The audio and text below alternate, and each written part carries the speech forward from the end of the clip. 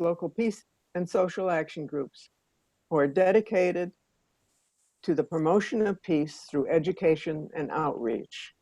We present this program every year to honor those who have made sacrifices for their country in service and as a result of war, those who have given their lives in battle or as civilians caught in the crossfire, veterans who have served, those who wait at home, those who go to war, and those who fight for peace. Today is a day to come together in remembrance, honoring the men, women, and children who have given so much. By now, most of us have become familiar with using Zoom for our meetings. Our hope is for this program to go smoothly and to rely on the graciousness of our audience for any bumps along the way. To begin, we're proud of the fact that the towns of Carrboro and Chapel Hill participate in this program by issuing proclamations commemorating Memorial Day and the people and concerns that we honor.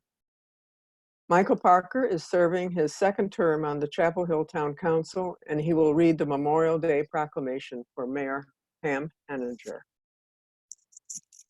Thank you. Thank you for inviting me, and it's an honor for Chapel Hill to be able to participate and for me to be able to represent Chapel Hill. Mayor Henninger wasn't able to make it today. I think that, before I read the resolution, just a word, given where we are with the COVID-19 pandemic, as we've seen, in addition to issues of war, I think it's particularly poignant and important that we remember our veterans and folks who have served and those who have given their lives today, because we've seen what a toll COVID-19 is taking on our elderly veterans in veterans' homes and in other settings. So not only does war claim the lives of those who have served our country, but sometimes peacetime and pandemics also take a huge toll on those who have served. So with that, I'd like to read the resolution. Whereas Memorial Day is a day of reflection and solemn observance to honor the men and women of the armed forces who have made the ultimate sacrifice in service to their country. And whereas we honor all men and women of all wars and conflicts who fought and died on behalf of our liberties and freedoms. And whereas we are in debt to the families and loved ones of the military service members who have fallen in combat, and recognize and honor their service and sacrifice. And whereas Memorial Day, in accordance with the joint resolution of Congress passed May 11th, 1950, is also a day dedicated as a call to prayer for peace. And whereas toward the goal of peace, we affirm the need to work toward a more just, humane, and sustainable society. And whereas militarism is a cause of trauma and therefore must be resisted, and whereas dollars spent abroad for war are dollars not spent at home to support education, infrastructure, and other valuable public services promoting peace and general welfare, and whereas refugees made homeless by the destruction of war deserve aid to rebuild their lives, and whereas we resolve in honor of those who have fallen to do all in our power to preserve the freedom and liberty granted to us through their sacrifice and ensure its passage to the next generation. Now, therefore, we, the Chapel Hill Town Council, do hereby proclaim May 25th, 2020, Memorial Day, in the town of Chapel Hill in honor of all members of the armed forces who have lost their lives in service to their country, call on community members to recognize and support the families and loved ones of our fallen heroes, and encourage citizens to reflect on their role in creating a more peaceful society. Signed, Pam Henninger, Mayor. Thank you again for allowing me the time to present this to you. Thank you. We appreciate your participation.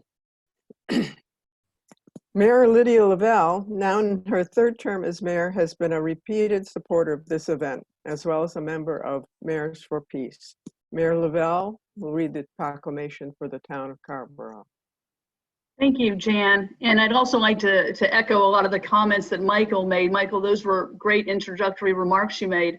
I'd also like to point out we have Council Member Randy Haven O'Donnell on the call with us, also here today. Thank you for being here, Randy. I do always really appreciate this event. I'm happy to be able to read this year's Memorial Day Proclamation. Whereas every Memorial Day, we honor those who lost their lives while serving in the armed forces of the United States. And on this day, whereas on this day, there is no shame in acknowledging the profound horror of war. In fact, this acknowledgement is necessary to fully appreciate the sacrifices of those we honor. And whereas the scars of war can persist long past the end of overt hostilities, in the family and friends of those who have died, in the unattained promise of the lives that were lost, in the divisions that can live on for generations, and in the economic, political, and social upheaval that too often arises in the aftermath of conflict.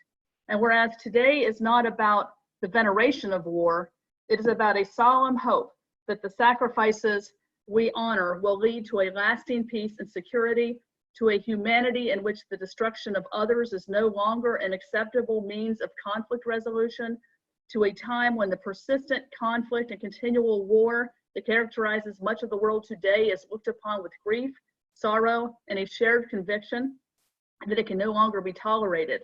And whereas on this day, when we honor our fallen, we look to a means of achieving our nation's security that respects the full spectrum of our values, not simply to further our own ends, but for the betterment of all people, for our country to be an example of justice, restraint, and generosity, to build upon common interests, to meet challenges together, and to protect those who are helpless, harmed, and innocent.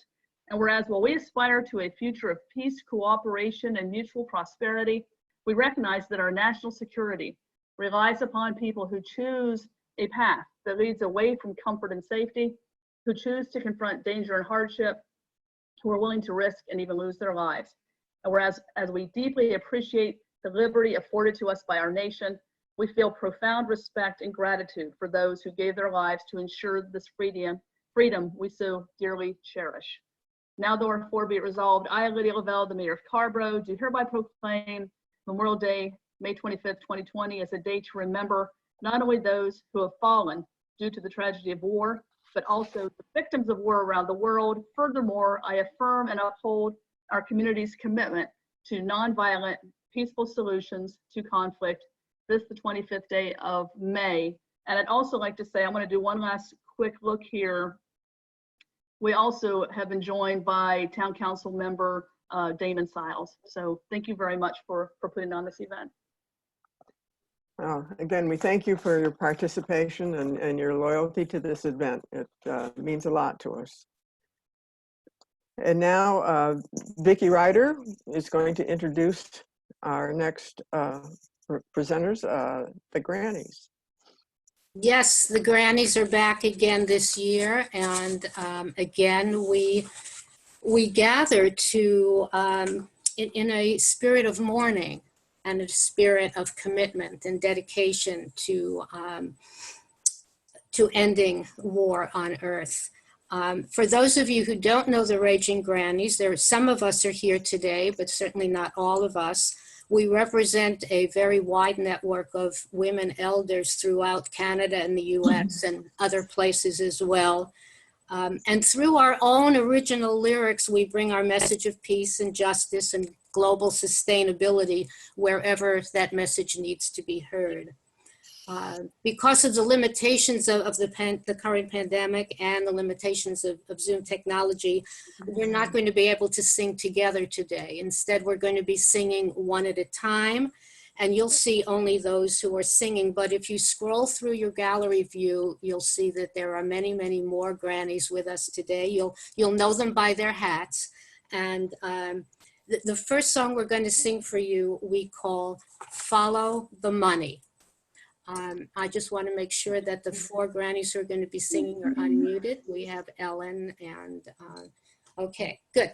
So.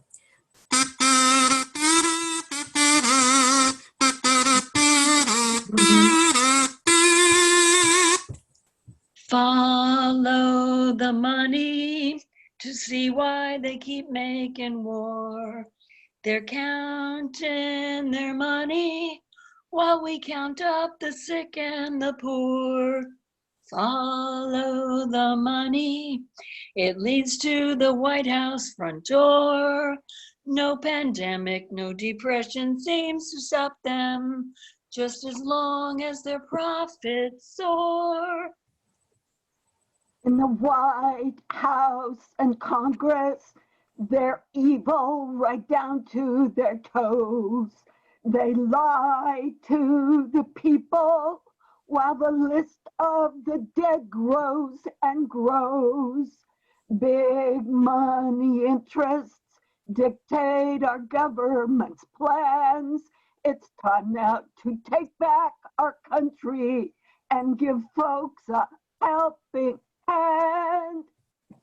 It's Lockheed Martin, Boeing, and Raytheon too, who reap all the profits and don't give a fig about you. We've got to stop them and all those who profit from war. We women are rising to stop them and to put an end to war. We raging grannies are rising and singing today, mourning the war dead on this sacred Memorial Day, singing truth to power. We chant and we rage and we roar. Yes, we will follow the money and we'll buy peace instead of war.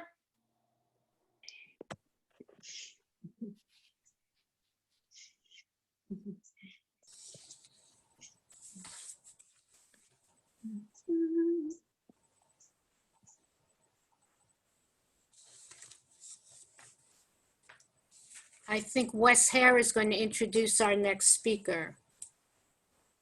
I'm sorry. I was just saying how wonderful the lyrics are to the granny songs and how much talent it takes to put this together. So thank you. We appreciate you being with us. And now, Wes Hare was a longtime social activist and peace worker. As co-chair of the Orange County Peace Coalition, he's the heart of our organization. And he's going to introduce his friend and our speaker, Marc Davidson. It's a pleasure to do exactly that. Some 20 years ago, I think, that the Davidson family, which was then 6, moved out of Texas and settled into the Church of Reconciliation in Chapel Hill. And Jane and I were pleased to have them come and be there. And we have learned expressive many ways of peace. Marc has been a national leader in the Presbyterian Church for Peace. And it's my pleasure now to welcome Marc Davidson, who is now also a grandfather with his fine set of twins, two twins. And go for it, Marc. Thank you for being here. All right.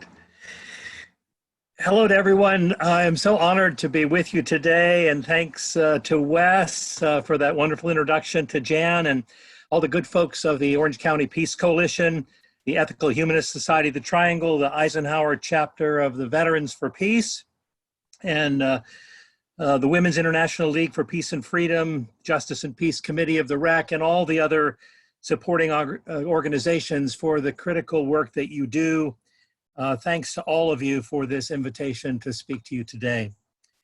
I join you on this Memorial Day to remember all those who have lost their lives in war, certainly our American brothers and sisters who made the ultimate sacrifice in service to their country, but also to remember our brothers and sisters in the global community, our fellow human beings in Iraq and Afghanistan, in Syria and Yemen, and other locations who have suffered and are suffering under the heavy boot of American empire.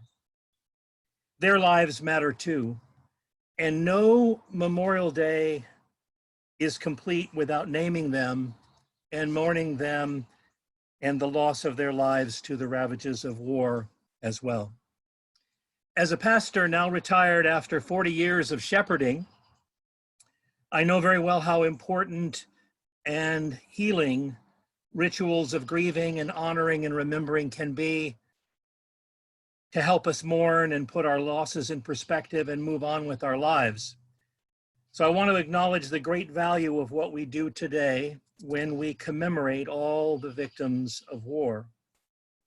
But that said, I've always felt that our culture glorifies and mythologizes war, and that we need to press beyond conventional nationalistic observances, beyond the parades and the picnics and the flyovers, to the deeper questions, the often neglected questions like, why does war persist?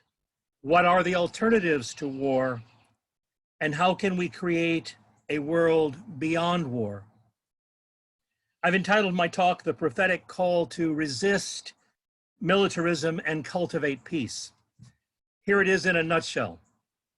Prophetic peacemakers from ancient times to the present day do three extremely important things for humanity. Number one, they offer us a life-saving radical critique of war and militarism. Two, they show us that viable alternatives to war exist.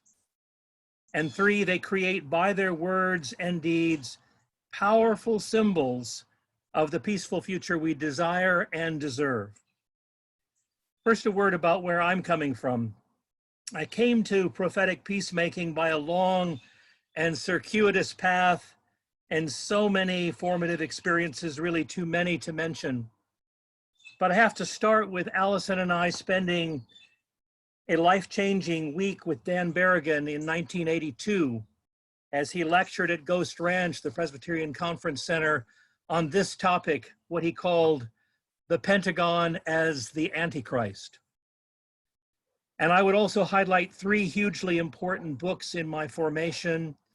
James Carroll's The House of War, which chronicles the rise of the Pentagon as the gargantuan idol of militarism it is today.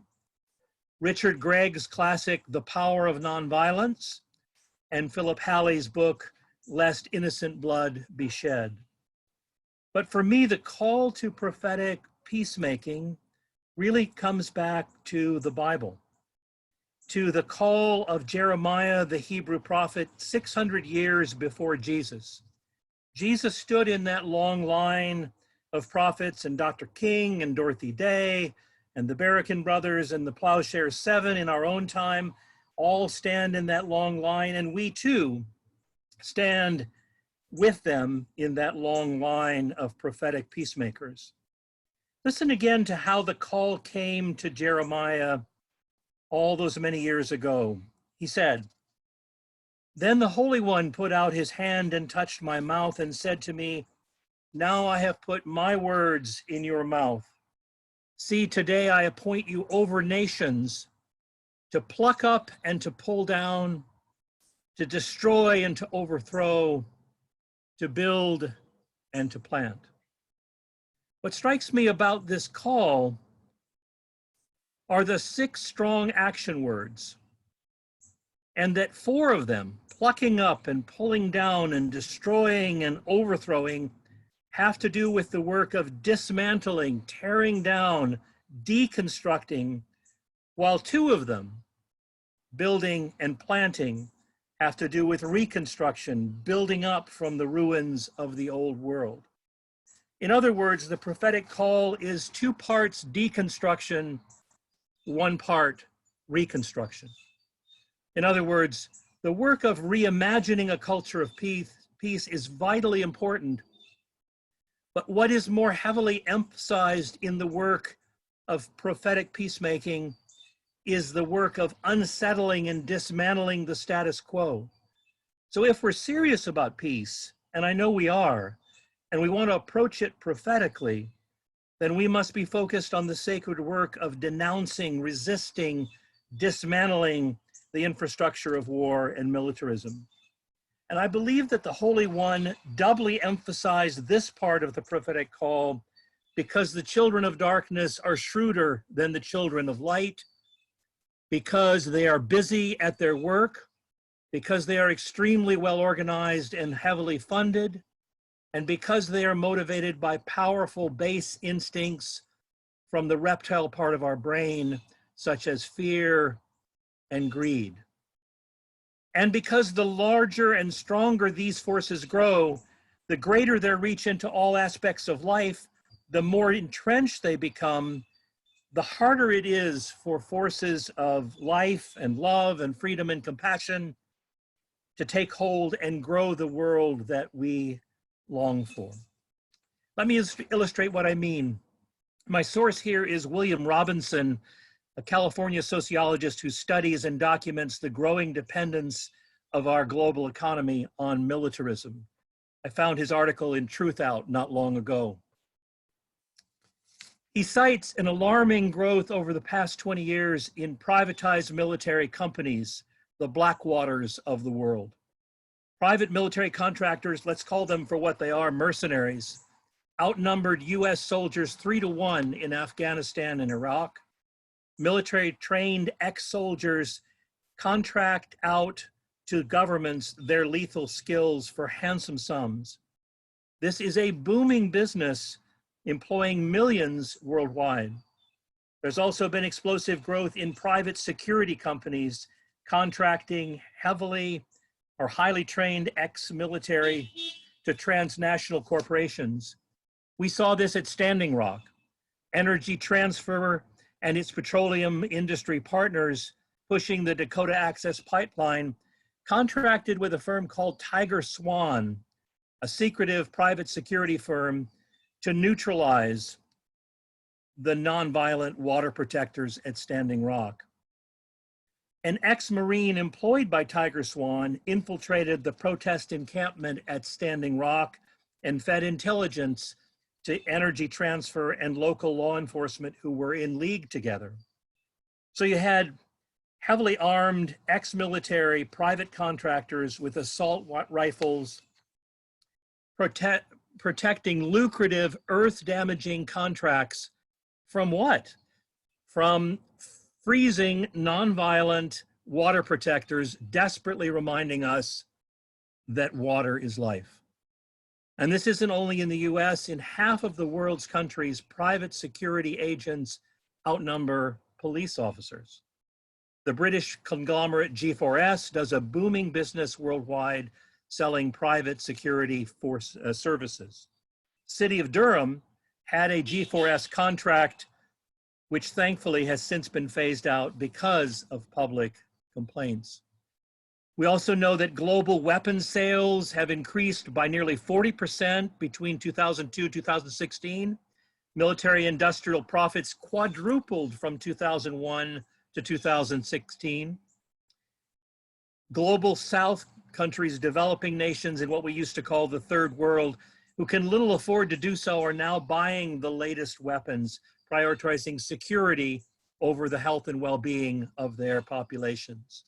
The US has several, and the grannies mentioned this in that wonderful song, several of the world's leading, most profitable corporations in the arms trade: Northrop Grumman, McDonnell Douglas, General Dynamics, Boeing.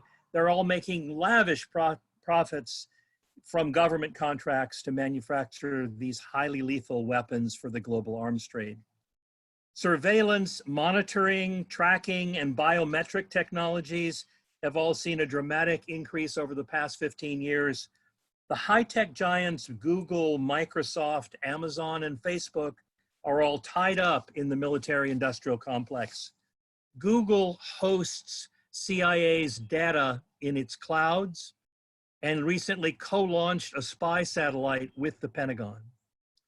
The war on immigrants, the caging of children, ICE raids, for-profit prisons, all of this is being facilitated by Silicon Valley firms like Palantir, Google, and Amazon, and the banks that fund their operations. And there's also a rapid increase in imprisonment in what is being called the carceral state here and abroad. The militarization of our southern border has led to a new industry called the border security industry. Social repression is a lucrative economic opportunity for private capital, for war profiteers. And I'm listing some of these harrowing developments to show the octopus-like entanglements of the military-industrial complex and how deadly dangerous militarism is and how it spreads its tentacles into virtually every aspect of American institutional life. We're all aware that the bloated military budget represents criminal theft of public resources for essential services and programs for the health and flourishing of American citizens. Healthcare, a Green New Deal, rebuilding a crumbling infrastructure. So we know we all have this great work cut out for us. War is perhaps the greatest purveyor of death, misery, and trauma in the world. It is the conspicuous failure of our better selves, the triumph of our baser instincts, our tendency toward idolatry. Violence and war are endemic in our culture and our social conditioning. We have what one theologian called a fallen mindset society, what Black theologian Willie Jennings called a diseased social imagination, infected by what Dr. King called the evil triplets of racism, militarism, and poverty. Poor People's Campaign, picking up where Dr. King left off, has added a major fourth social evil, environmental collapse. To denounce and resist these evils, we have to decolonize our minds and hearts to resist the militarized mind, the colonial occupation of our capacity to think freely and to dream of a peaceful future. The militarized mind believes that war is inevitable. To the great dismay of many of us, this inevitability of war showed up in Obama's Nobel Peace Prize speech, of all things. War is not inevitable. Let us just say it. It's not inevitable. War is a societal phenomenon. There is nothing necessary, inevitable, or automatic about it. Slavery was presented as necessary and essential. It was premised on false racist ideas such as that so-called inferior races were enslavable by a so-called superior race, and this was simply part of the natural order of things. For nearly 300 brutal years, the transatlantic slave trade was defended and justified as necessary and natural, just the way things are, until we evolved beyond it, until public opinion shifted and support for it dissolved, and finally it was abolished. There's nothing to prevent this from also happening when it comes to war. If militarized minds are demilitarized, decolonized, if public opinion shifts, if public support for war dissolves, and we evolve as a species and respond to crisis with our higher capacities rather than our lizard past, our capacity for empathy and compassion, understanding, and noble thought. Alternative structures for security and peace do exist. Nonviolent social change has an inspiring and distinguished past. Recently, and I don't know if you know this study, it's a very important one, political scientist Erica Chenoweth and Maria Stephan showed why civil disobedience, civil resistance works. They documented all of these struggles between 1900 and 2006, and they showed that campaigns of nonviolent resistance were more than twice as effective as their violent counterparts. Successful nonviolent resistance movements are better able to mobilize their supporters, to develop innovative resistant techniques, and really importantly, usher in more durable and internally peaceful democracies which are less likely to regress into civil war.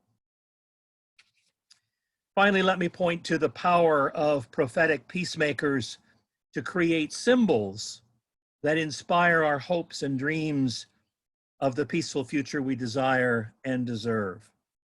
C.S. Lewis once said that symbols exist precisely for the purpose of conveying to the imagination truths that the intellect is not yet ready to receive.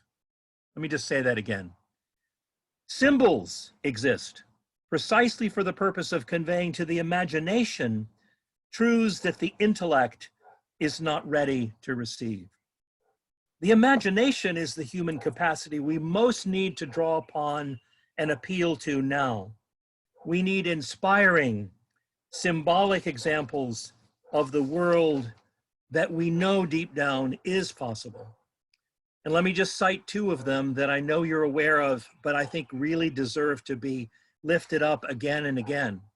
Right here in Durham, the Demilitarized Durham to Palestine campaign, brilliant example of this. Public coalition of anarchists and Jews and Christians and people of goodwill, the whole shooting match. Bad analogy, sorry. The Demilitarized Durham to Palestine campaign did careful, thoughtful research and pushed back against the militarization of Durham policing. They got it enacted as policy and then defended it against attacks that Durham police would not go down the path that other municipalities have gone down, that not contracting with Israel, for instance, for militarized counterinsurgency training worked out on the Palestinians, nor would they take surplus military weapons from the Pentagon. Another brilliant and inspiring example is, of course, the stirring witness of the Plowshares 7. On the anniversary of Dr. King's assassination at the Kings Bay Trident submarine base, they actually enacted the ancient prophetic peacemaking call to Isaiah to beat swords into plowshares, spears into pruning hooks. They hammered nuclear missile cones and spread their blood. Why? To call attention to the unfathomable destructive power of these weapons and to call for them to be abolished from the earth. They face sentencing in June, and our hearts and prayers are with them, and our great gratitude for this stirring witness that they've made. Bright, creative gestures of hope like these disclose to us the world that is possible, the peaceful future we long for.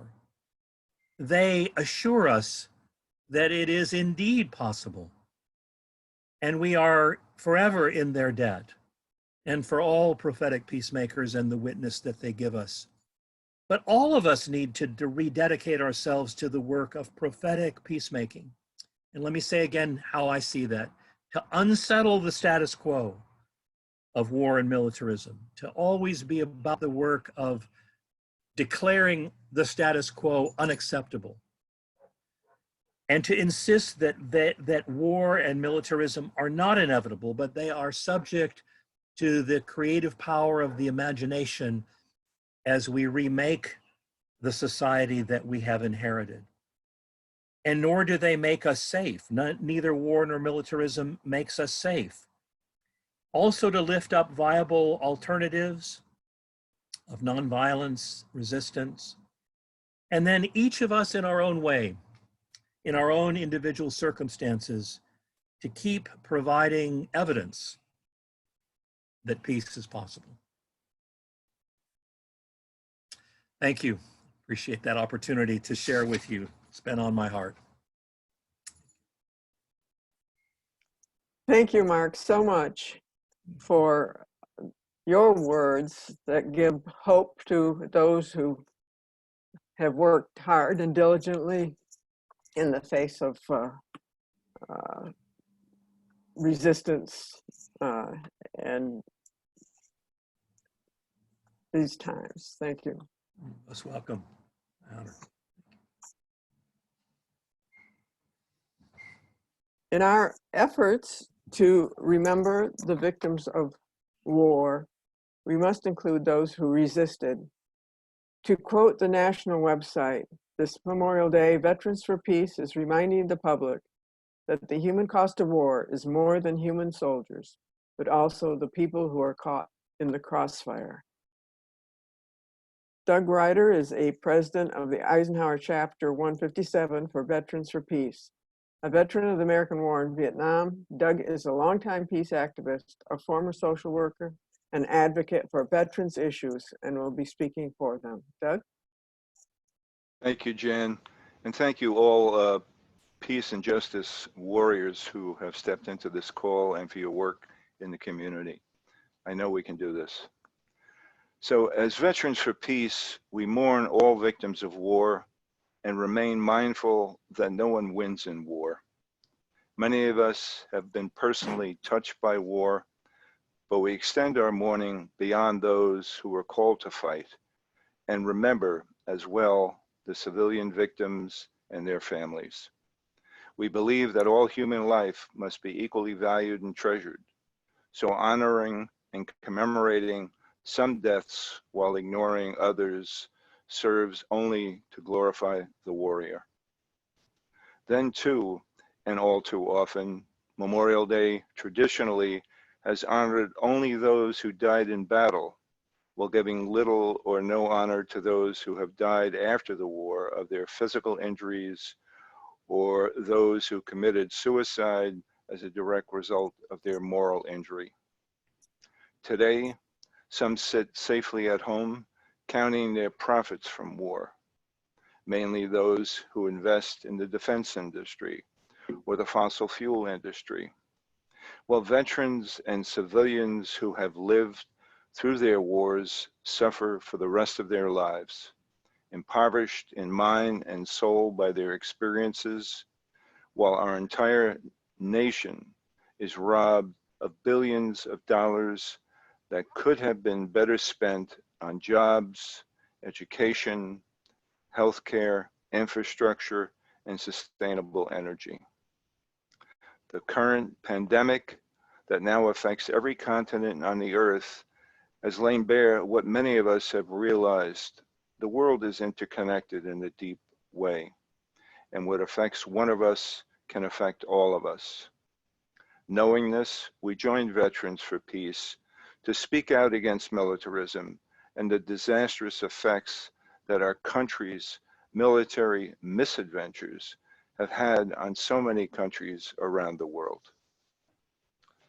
I need also to mention another plague that now infects our world, the racism and exceptionalism that twists our national thinking and leads us to believe we have the right to invade other countries, bring down democratically elected governments, assassinate their leaders, install puppet regimes that serve our corporate interests, and impose sanctions that create starvation and displacement and drop bombs and drones on anything that moves. In looking at the current situation in Venezuela, for example, it would be bad enough if these illegal actions were being carried out by an unhinged US president and his fanatical cronies. But there's been no complaints from the leaders of either major US political parties. The presumptive Democratic candidate, Joe Biden, has expressed his support for Trump, regime changes campaign in Venezuela, and the faux president Juan Guaido received a bipartisan standing ovation at the State of the Union address. Faced with the deadly worldwide COVID-19 pandemic, the UN General Secretary and the UN Commissioner on Human Rights are calling for a global ceasefire and an easing of economic sanctions.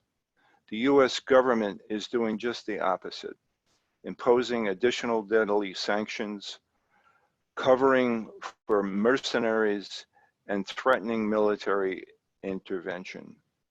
As veterans who have learned hard lessons from too many US wars, we are appalled that some US veterans are now playing Rambo in South America and we are outraged that US policy of intervention and regime change has created the conditions for this to happen.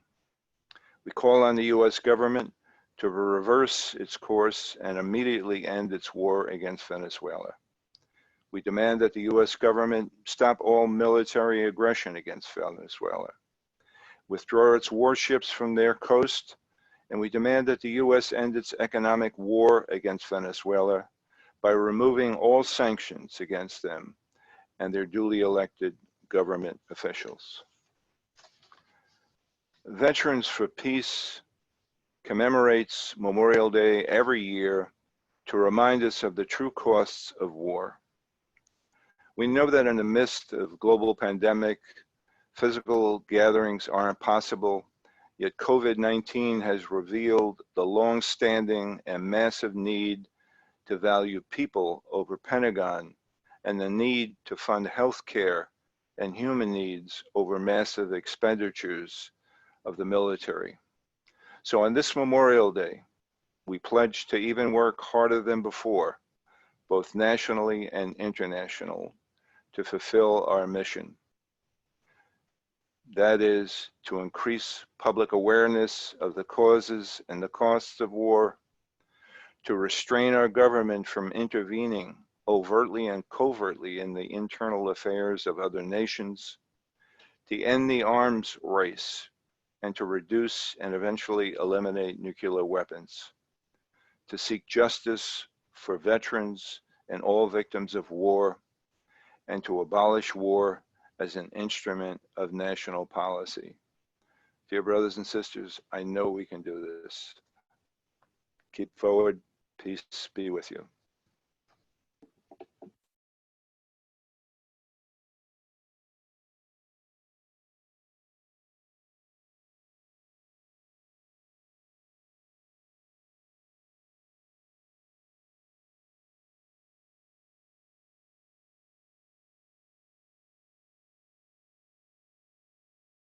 Jan, your microphone's off. Vicki Ryder is a committed social activist involved in many local groups, including Veterans for Peace, North Carolina Peace Action, and Poor People's Campaign. She writes many songs for the grannies and is a powerful speaker for peace. Vicki? Thank you, Jan. Each year at our Memorial Day observance, I read a poem or two, and I've selected two for today. The first one was written by Thomas McGrath and was published back in 1988, not too long after the end of the Vietnam War, when many of our war dead were still lying in the rice paddies of that country that we had invaded and destroyed. And he wrote this poem, which simply says, God love you now, if no one else will ever. Corpse in the paddy or dead on a high hill in the fine and ruinous summer of a war that you never wanted. All your false flags were of bravery and ignorance, like grade school maps, colors of countries you would never see, until that weekend in eternity when, laughing and well-armed, perfectly ready to kill the world and your brother, the safe commanders sent you into your future. Dead on a hill, dead in a paddy, leached and tumbled to a tomb of footnotes, we mourn a changeling, you, hand-sold to poverty and drummed to war by distinguished masters whom you never knew. The bee that spins his metal from the sun, the shy mole drifting like a minor ghost through midnight earth, all happy creatures run as strict as trains on rails the circuits of blind instinct. Happy in your summer follies, you mind a culture that was mined for war. The state to mold you, church to bless, and always the elders to confirm you in your ignorance. No scholar put your thinking cap on nor warned that in dead seas fishes died in schools before inventing legs to walk the land. The ruler stuck a tennis racket in your hand. an ark against the flood.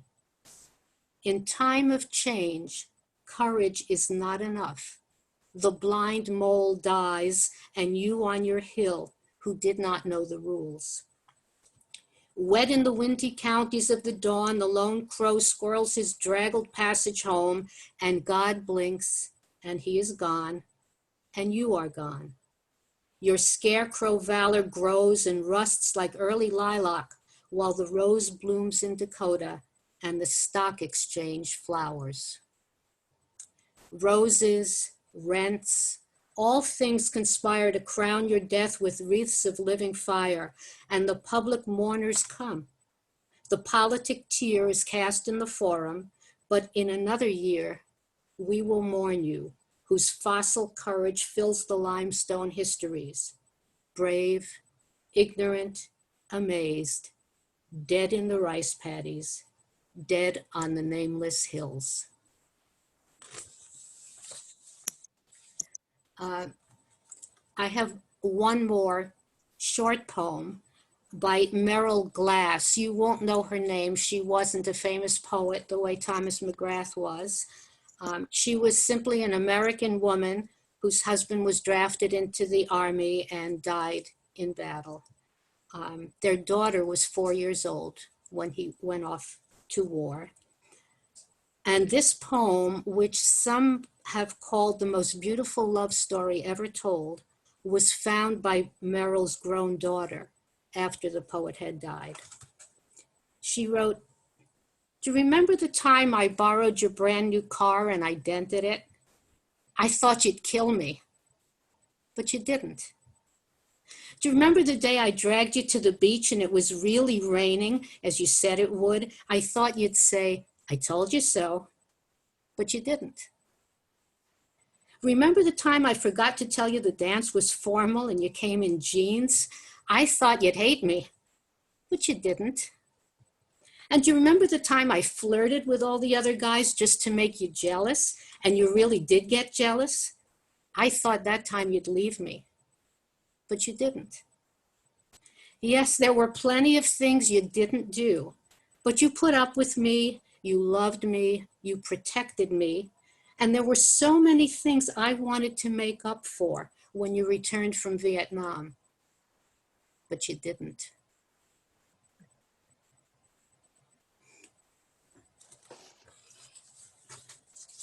Thank you, Vicki, for those readings.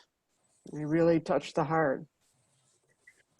The active conflicts that we are engaged in have been reduced, and the spread of the coronavirus has diverted attention from those suffering from other than the illness. But the forces that wage war are still present.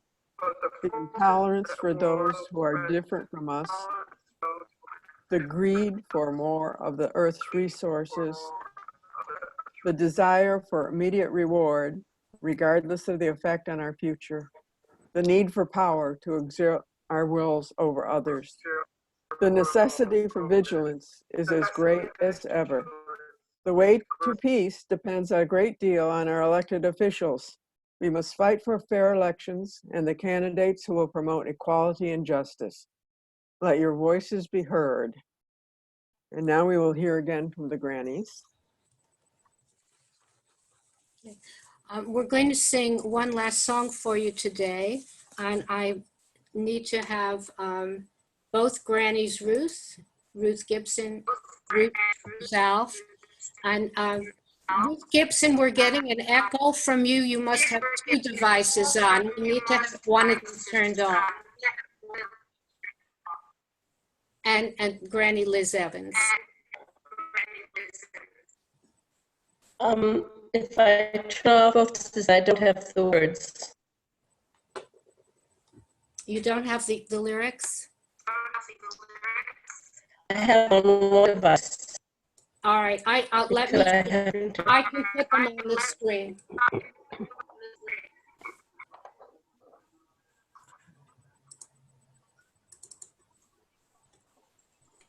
Can you see them now?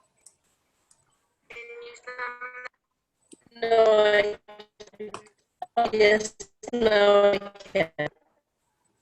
Okay, then I think what we'll have to do is move on. Ruth, that we're having a problem. I'm sorry.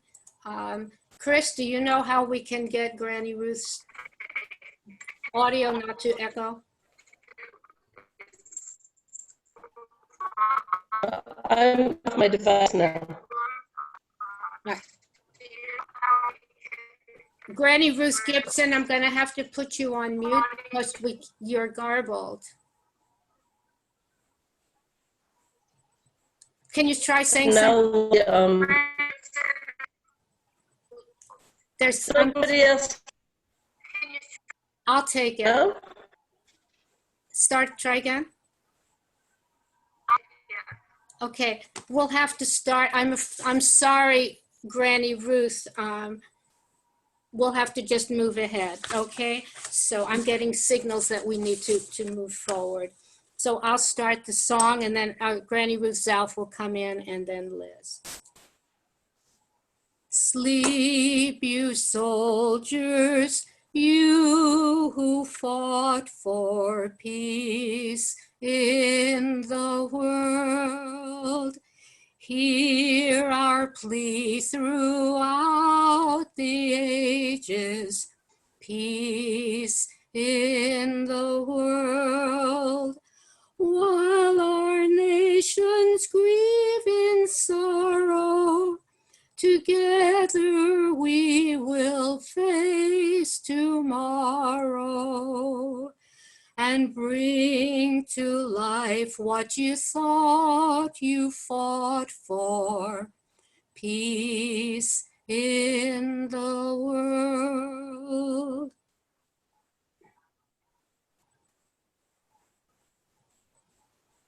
Ruth I do not see Granny Ruth on the call. iPad. Okay.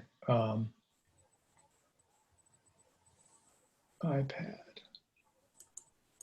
I don't see iPad. iPhone. Let me. I can't seem to unmute her either. I'm just going to have to move ahead. I can unmute the iPhone. Ruth, are you able? No? No. Okay. The second verse Son, go ahead, Ruth. you hear me? Yes, we do. Sons and daughters sent to kill with flags unfurled, while bombs and sanctions kill the children throughout the world. We did not raise our children then to kill some other mother's children. Now we work to right those wrongs and bring peace to the world. Women work with strength unending for peace in the world. Here's the message we are sending. Make peace in the world. We must learn to trust each other and the wars and work together and pledge to honor those who fight for peace in the world. Yes, words to end on, peace in the world. Before we leave, I'd like to recognize others in the coalition who have worked to bring this program to you. Co-chair Wes Hare, Doug and Vicki Ryder, Veterans for Peace, and many other organizations. Lucy Lewis of WIL. The Peace Coalition welcomes partners, so if anyone is interested in joining the efforts and bringing issues of peace and justice to the community, please contact me or Wes. Thanks again to our speakers, Marc Davidson, Doug and Vicki Ryder, the Raging Grannies, Carver O'Mara, Lydia Lavelle, and Chapel Hill Merrill Representative Michael Parker. A special thank you to Chris Kamen, who's engineering this Zoom presentation. And Hey, thank you Chris. all who joined this observance. Your support is always welcome. Part of the traditional Memorial Day observance includes the playing of taps at 3 o'clock.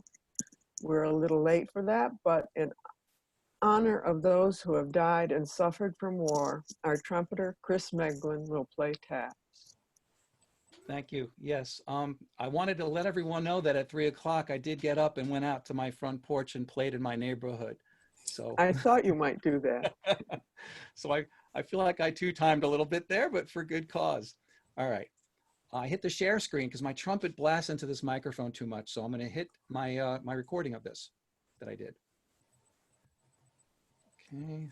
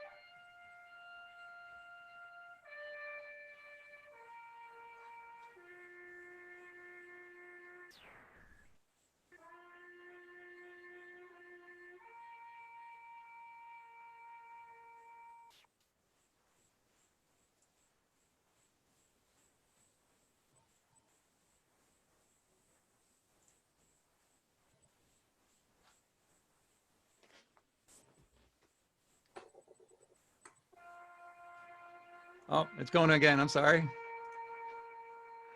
It's on a loop. Did that come through? It was quiet. Could barely hear it. Really? Appropriately quiet. It was lovely. Thank you, Chris. Thank you so much, and to everybody for being here and joining in the program. Goodbye.